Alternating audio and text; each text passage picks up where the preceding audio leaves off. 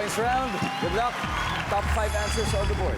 Okay, your question is, anong meron ng mga elepante na wala ang mga tao? Go. RC.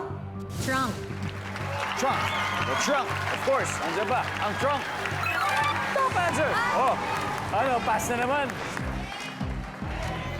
We're gonna play this chant. Are you gonna play? Okay, okay. Let's go play. Let's go play. Oh, apat na lang to, Matt, ha? Anong meron ng mga elepante na wala ang mga tao? Yung tenga malaki. Tenga malaki. Oh, tenga malaki. Nandiyan ba? Tenga malaki. Oh, yeah. Rian, anong meron ang mga elepante na wala ang mga tao? Buntot. Bakit? Ikaw meron? Kayo meron? Wala, di ba? Buntot! Nandiyan ba yung buntot? Meron. Nakasakay ka na ba sa elepante, Raver? Di pa, Kuya Dong. Oh, okay, okay. Nakakita lang. Nakakita na, nakakita na. Anong meron ng mga elepante na wala ang mga tao? Yung ano, dambuhalang paa.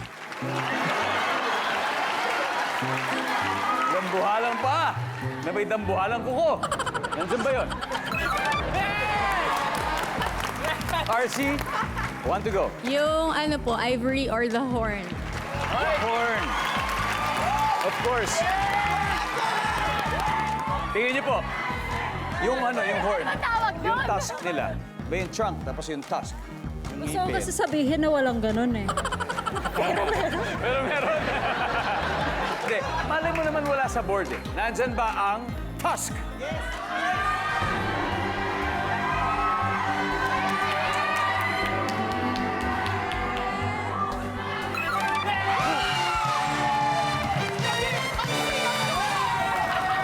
Na-sweep. First time maglaro, na-perfect pa nila. Ito na yung scores. Pagkatapos ng 3 rounds, Team C nagtala is slaying the game with 223 points. Team Reyna can still make a comeback because we have one more round left. LJ.